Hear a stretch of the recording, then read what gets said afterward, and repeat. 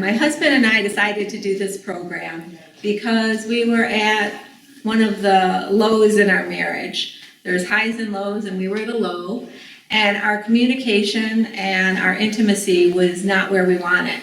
And we both agreed on it, that we wanted to do something.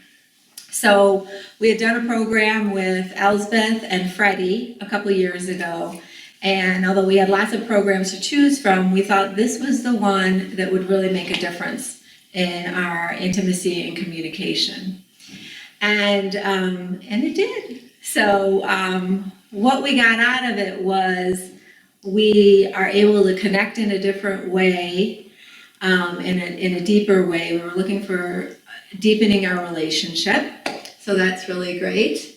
And then there were also practices that they taught us for us to bring out into the future.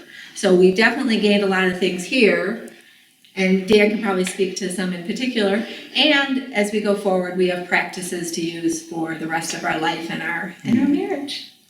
And some of those practices, some of what we came for was to bring more fun, joy, and laughter into our marriage. And we have really gotten that out of it.